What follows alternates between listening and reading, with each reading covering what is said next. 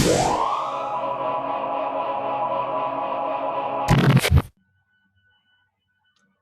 guys, so I'm going to go on ahead and get started today. I'm going to quickly go over a couple of things that have to do with classroom and classcraft. I do have an announcement in regards to picking up your things and how we're going to go about doing that. So I'm going to go on ahead and go over the same email that I received with you so you kind of know what the overall plan is. And then, because I know a lot of you have been asking about that, and then I'll go into giving you some examples and going over the assignments, getting learned up to 11, and hopefully priming you for the next two steps. So I got a lot to cover. I'm going to go very quickly. First things first, I'll go on ahead and just start with this. So I just got this email from Mr. Helm, and I've only read through it once, but basically there is a plan for us to start getting the things in your locker together for you. They are having us teachers, we teachers, we're supposed to be coming back to the school building and handling our FA lockers. So I will be cleaning out your locker for you if you are in my FA, and I will be putting your stuff in bags and whatnot so that we can get it sent to you, or you can come and pick it up. So I will be going up to Rosedale May 14th to do that. That's also my day to clean out my classroom. As most of you know, I resigned from Rosedale back in October, and this was my last year. So I will be teaching at Bonner Springs High School next year, teaching biology. And I have to get all of my stuff out of my classroom that day as well. So it's going to be a busy day for me. But if you are in my FA, I will have your things ready to go, and you will be able to pick these up. This is for everybody.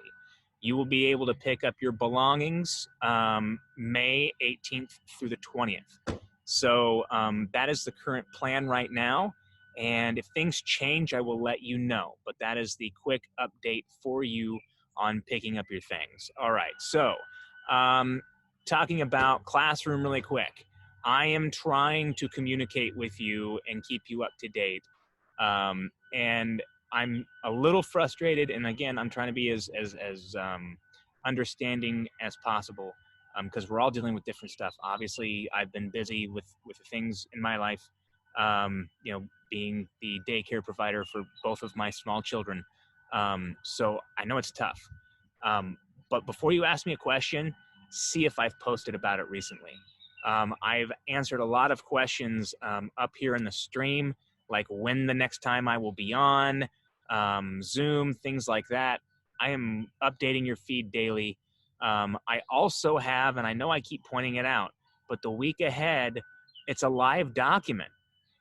So I'm going in here to this live document, and if, like, for instance, when I was unable to do class yesterday because of internet issues, well, I updated the document and showed, hey, I'm having Zoom today at 2:45 instead.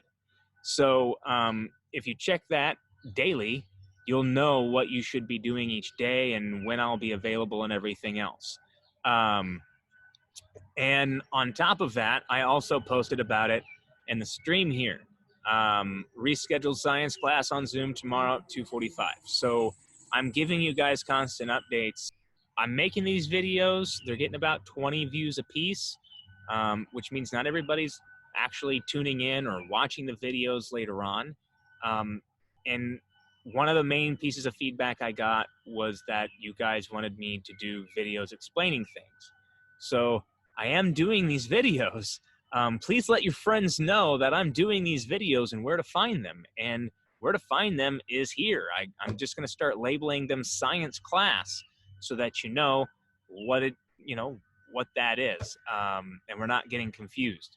So science class April 30th, boom, there it is. And you're going to have one up here for this video, and it's going to say science class May 6th or 7th. Is it the 7th today?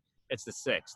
So anywho, make sure you're watching these videos and things before you start asking me questions about it, because again, I'm going over these assignments and explaining things. So okay, moving on into classcraft. So your quest right now, which is curing explosive fever, you should have completed getting learned up and getting learned up to 11. These two steps right here. And getting learned up is the one on biodiversity. So there's the Bill Nye Biodiversity episode and an article that talks about biodiversity and ecosystems. And then you were supposed to complete this document here on this. So, and there are the 2 links there as well if you need them. So what is biodiversity? Well, very short and simple. Biodiversity is the amount of, essentially the overall total or amount of organisms in a given area or a given ecosystem. And the more animals and plants and bacteria and all of those things that you have, the more biodiverse you are. And the fewer creatures you have living in your ecosystem, the less biodiverse you are. So the question then after that is, why is biodiversity important to ecosystems? And there's a lot of ways you could have answered this. The short answer is that the more organisms there are in an ecosystem, the more organisms that support that ecosystem. So thinking to the Bill Nye example of the Jenga blocks, and each Jenga block representing an animal or a plant. And as you slowly remove those Jenga blocks one at a time, you can lose one here, you can lose one there. But once you get to a certain point, you lose a certain number of species, the whole tower collapses on you. And that's you're trying to spread out the burden of life across as many organisms as possible. So what does that look like as an example? What do I mean by that? Well, very simply, let's put it this way. And you've got squirrels and you've got rabbits, and they feed a population of hawks and foxes and bobcats and owls and other larger predators, even dogs and coyotes, right? Well, all you have are two why can't I think of the word, prey animals to support all of those different predators.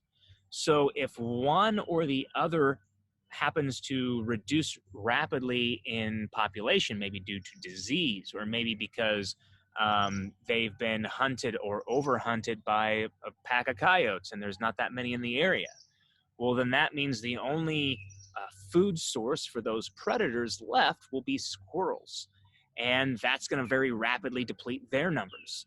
However, if you had moles and voles and small birds and house cats and snakes and lizards and turtles and squirrels and rabbits and all sorts of other things for those predators to eat on, no one population gets overly depleted or wiped out of existence, right? So they all kind of share the burden.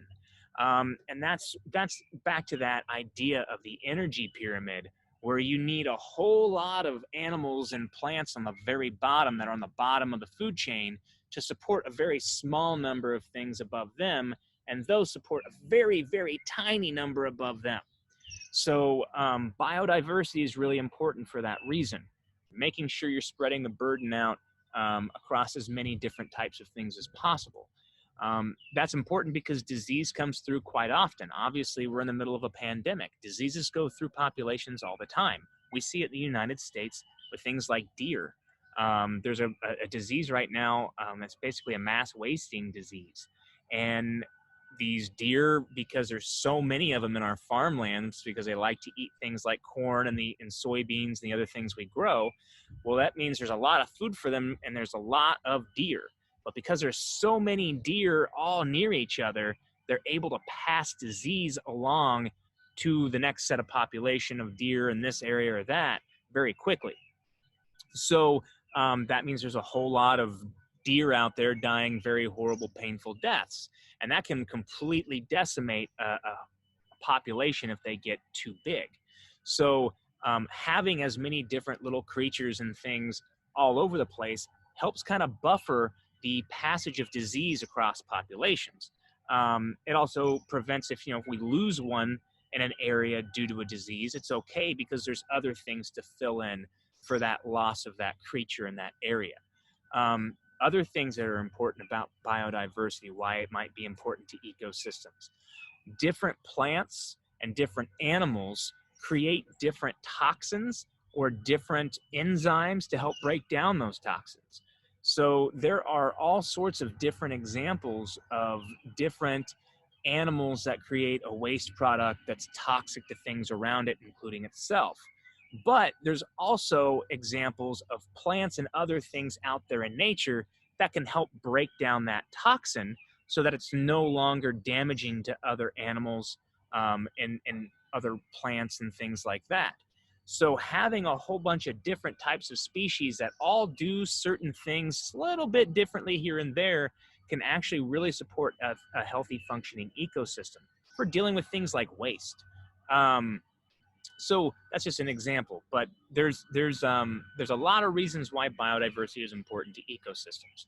And another example is like fungi and bacteria. We all know that if we remember back to me talking about the nitrogen cycle, there are certain bacteria in the soil that without them, there wouldn't be enough nitrogen in the soil for plants.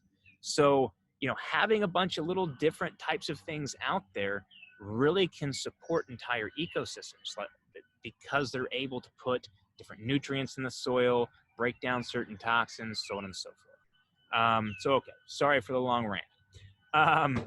Moving on. So what risks does an ecosystem in low in biodiversity have? So this was one that you weren't going to find completely outright, but I think the Bill Nye example here is really important.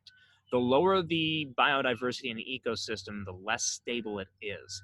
The more likely you're going to see certain populations get overpopulated, or on the reverse, you're going to see a lot of different populations go and get blipped out of existence because of overpredation by others, and not having enough prey animals or enough prey species of plants and things like that. So high biodiversity is important for that reason. Also, too, as I just mentioned for the last one, things like corn. If you just keep growing corn in the same field over and over and over again, and you don't rotate in different plants that might add things back into the soil, that soil is going to be highly depleted in things like nitrogen and carbon and other things that are important for life. And eventually, you won't be able to grow corn in that field anymore. But if you rotate different plants into that plot, there are different things like sweet potatoes that will put nutrients back in the soil so that you can come back and grow corn again. So that's an example of increasing biodiversity. Now, I only increased biodiversity by one plant, sweet potatoes and corn now, but the point is the same. The more plants you have, the more animals you have, the better. And the lower biodiversity you have, the more risk you run of running out of resources for whatever the small number of creatures that live in that ecosystem have. So, okay, why does an ecosystem high in biodiversity? Man, that's a terribly written question. I apologize for that. Why does an ecosystem high in biodiversity, it should say, why is an ecosystem high in biodiversity better than one with low biodiversity? And I basically just explained that in the last one. You have a more robust ecosystem, all these different creatures supporting one another in different ways, infusing different nutrients into the soil, making sure that the animals are all getting the different nutrients they need as well. You can't just survive eating chicken.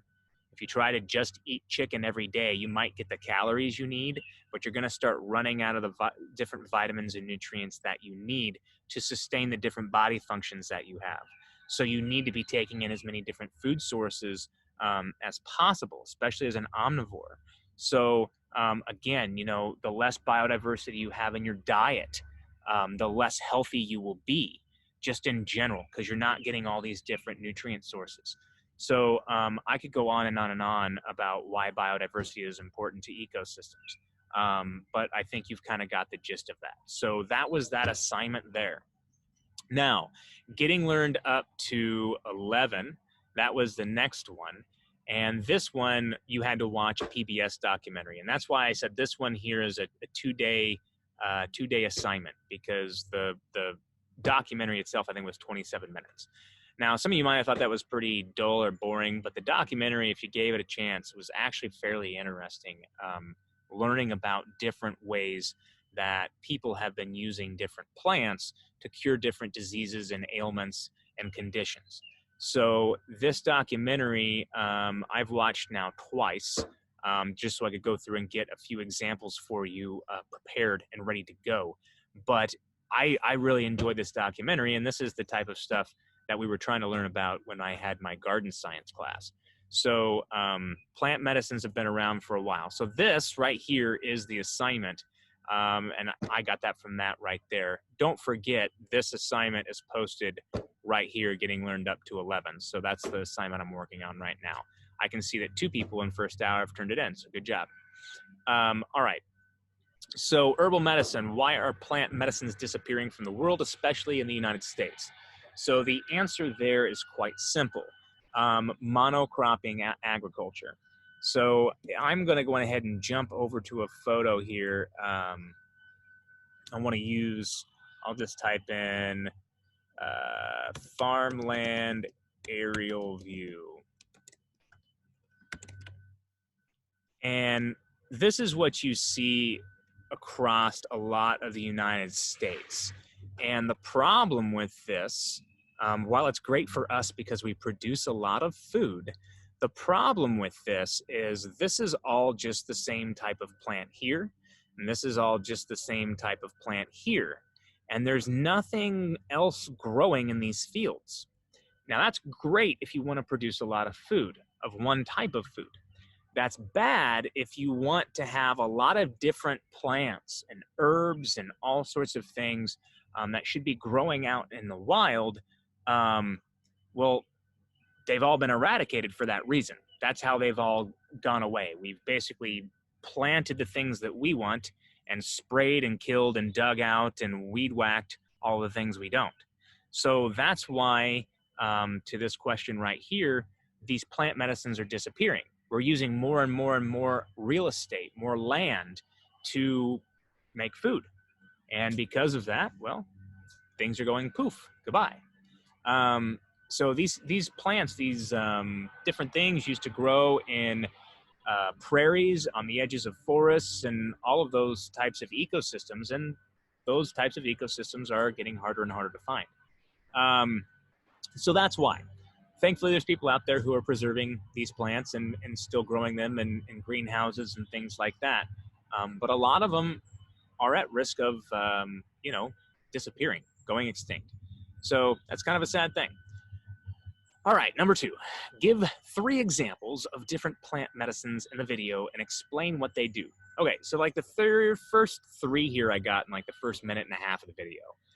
So like Oregon grape, it says kills certain gram-positive and negative bacteria, and he gave you a list of like E. coli and a few others.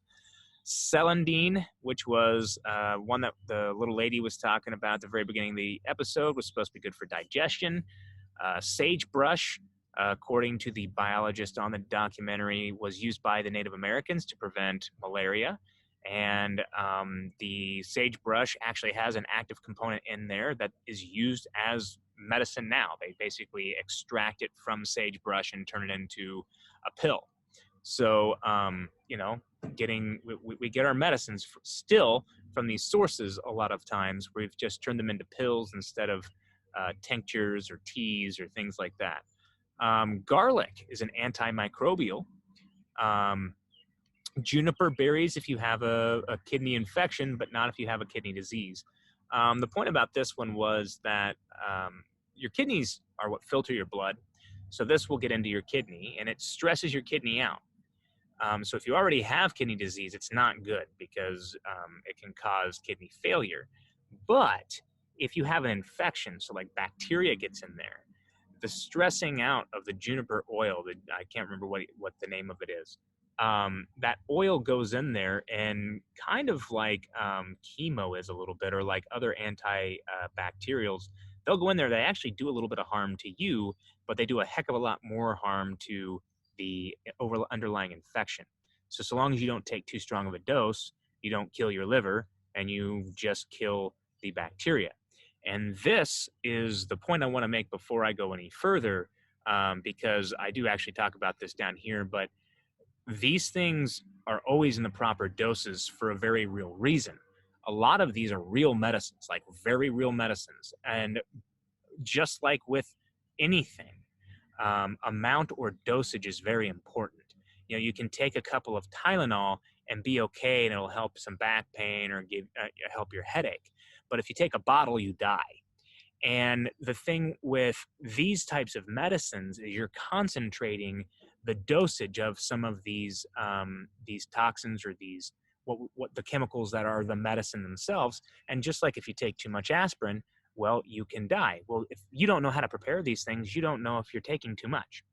So it's very important that you know, you don't go out there and try and make your own herbal medicines unless you've been trained to do so.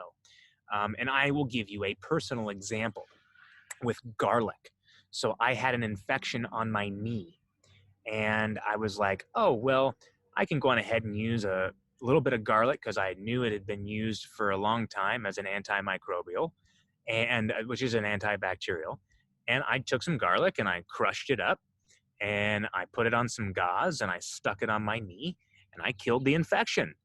And I also killed the skin and the surrounding area and caused more damage than the infection was doing at the time.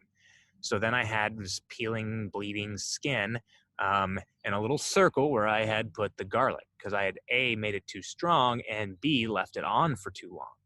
So embarrassingly, to point out, these things are to be used by experts or prepared by experts, or you need to be trained to use them before you go and try and cure yourselves using some of these things. Okay. So anyways, moving on. There's other examples in the video. If you have them on there, you did a great job. I just wanted to give you the first 5 or 6 examples in the video so you guys have some actual examples and know what I'm talking about in this question. Okay. Why are non-active ingredients in plant medicine supposedly important? They talked about this in several instances, but basically a lot of the non-active ingredients help with the effectiveness of the medicine that you're trying to take, but a lot of them will also keep those medicines from doing harm to your system as well. And this has to do with how they react chemically. So maybe the medicine that you're taking is actually a mild toxin, and other ingredients that are located in the plant that you add with the poultice or whatever you're doing, however you're creating this medicine, the other active and inactive ingredients in the plant will prevent over-toxifying your system with whatever the active ingredient is, the thing that does the curing of whatever it is you're trying to cure. So that's why the non-active ingredients are supposed to be effective. Sometimes also, too, they help the effectiveness. So instead of keeping you from being harmed by the medicine, they actually increase its effectiveness, make it work better. So that's what I'm looking for in that question. Antibiotic resistance is scary because it means some infections are becoming immune to our medicine. So things like staph, there's a thing called MRSA, which is just antibiotic resistant staph. We don't have any medicine that will kill it. So if you get it and it starts infecting your arm, it's going to get in your bloodstream and it's going to cause real damage. There are people in mixed martial arts and Brazilian jiu-jitsu, they'll get these infections, these skin infections, and they don't take care of them quick enough. And what happens is they eat the muscle tissue and things on their body. There's I can't remember his name right now, but there's a UFC fighter who lost a giant chunk out of his pec because of MRSA, which is the antibiotic resistant strain of staph. So it's becoming very scary. And how could herbal medicines help? Well, as you can see, there's a lot of different chemicals and oils and things out there that can serve the same function as antibiotics are now. We just have to become more sophisticated in understanding how to use them, how much to use, when it's appropriate, so on and so forth. So there's still a lot of research that needs to be done, but there are a lot of agents out there in nature that can be used to help out with this problem. Garlic is one of them that they've been researching. Okay, dangers of using plant medicine, especially if you are an expert. Basically, you can poison yourself. So don't. Just you know, read about it, think it's cool, and if you want to go in and learn about how to do that, then go do and learn how to do that stuff. Just don't start taking it until you've been taught how to do it, okay? All right. What does biodiversity have to do with the field of medicine? This one should be fairly simple and straightforward. The more plants out there, the more possible medicines are out there. Every plant kind of creates a little bit different chemicals here or there. They use different minerals in different ways to combine and make uh, things that we've never seen before chemically. The point is, plants are chemists. Animals are chemists. That's what's going on inside of you right now, chemistry. And again, the more different types of organisms that are out there, the more possible chemical combinations are out there. And that means something out there could be useful for different ailments, diseases, so on and so forth. The fewer things we have available, well, the fewer options we're going to have. And the problem to mention with antibiotic resistance, diseases, especially bacterias, they will always eventually evolve a resistance to our medicine. So we always have to have something new ready to go when they start to develop that resistance. And if we don't have enough different medicines out there to rotate so that we can stay one up on them the whole time, eventually we will come across a strain of bacteria that we have no medicine for, and it can cause a lot of damage. And we don't want that to happen, really. So biodiversity is incredibly important to not just the planet's health and the ecosystem's health, but our health. And it's why we have to make sure that we protect things like the rainforests, and we protect things like our coral reefs, like the Great Barrier Reef and things like that, because just like rainforests, barrier reefs are full of all sorts of different organisms.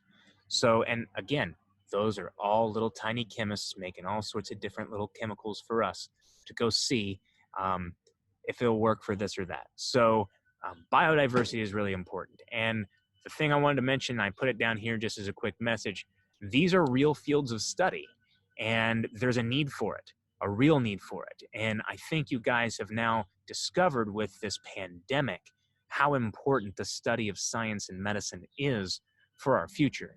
Because if we don't have things to combat the symptoms of certain viruses, because of the way we live, because we're an international society now, we're a global society to some extent. People from China come here, people from here go to Italy, people from Italy go to Africa.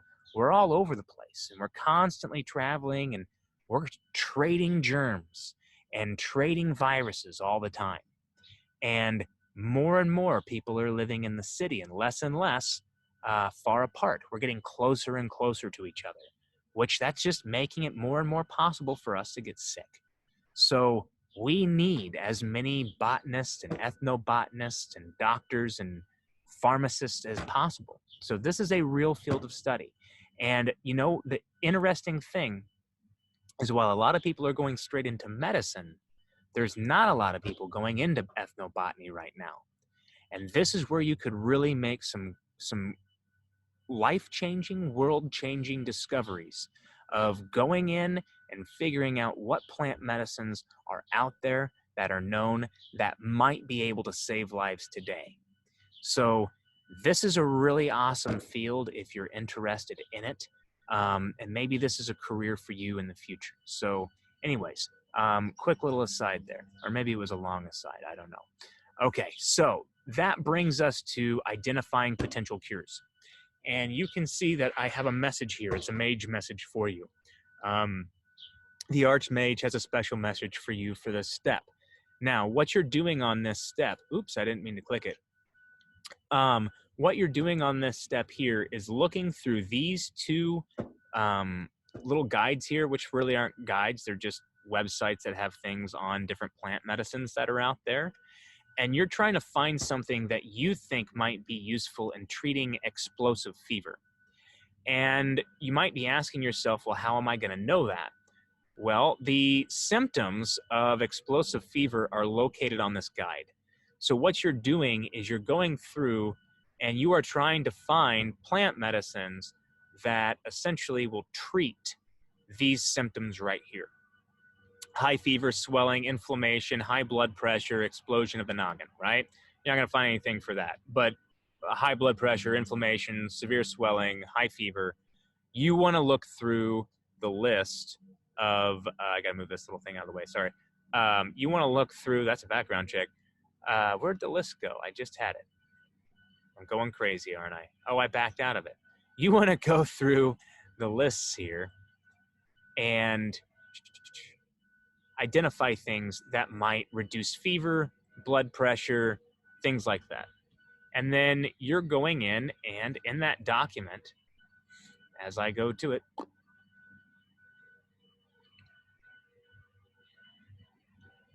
in a very similar fashion to this, you're going to go through and explain how that plant is used and what symptoms it's used for and why you think that's going to be useful for explosive fever.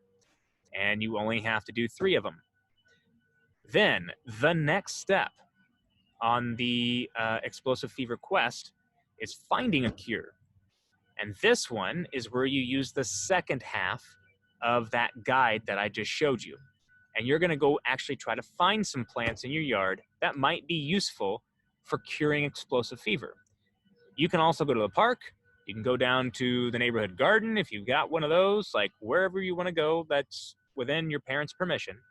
I want you to go find some plants and see if maybe they potentially could cure some symptom of explosive fever. That's the plan for this. And you're going to fill it out the same way you filled this out. So I'll go back here.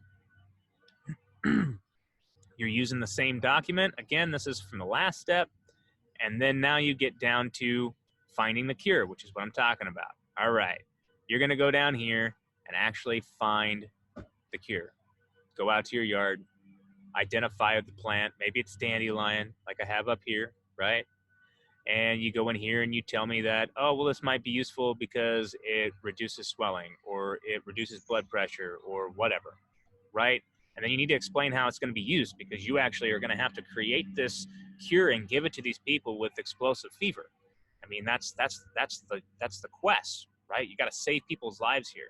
So you're going to go ahead and describe how you might be able to use this plant to cure this.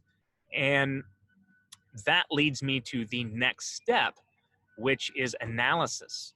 And on analysis, you're basically just filling out that section of the deal. Okay, so you go out, you find your plants for finding a cure, you come back for analysis, you identify the plants, you tell me how they work, how they're going to be prepared, so on and so forth, right? Because you don't want to come back and be like, hey, I got the cure, and have no idea what you're giving people, and then instead of their heads exploding, maybe their feet explode. I don't know, right? So you want to make sure you're actually giving them the cure for this. So that is the overall wrap up. Once you get done with analysis, you are done until tomorrow when I release viruses. And viruses will be the next one below. It's not in the right order here because it's not connected. So anywho, I hope that kind of clarifies some of these steps of the quest here. And hopefully that answers some questions that some of you had. I will be back on, when will I be back on? Let's go ahead and take a look at this together. Thursday, it says I will be on at 2. So I will be on tomorrow at 2 o'clock, kind of like I am today. And I will be going over probably the identifying a cure step. So just kind of see what you guys had. Maybe give you some feedback, so on and so forth. It'll be pretty laid back. I won't be doing a lot of talking. I'll mainly be trying to answer questions here. I may not do the AMA in the morning. Nobody's showing up to those, and I think this video pretty much covers everything you need to do, so I'll actually go ahead and knock that out.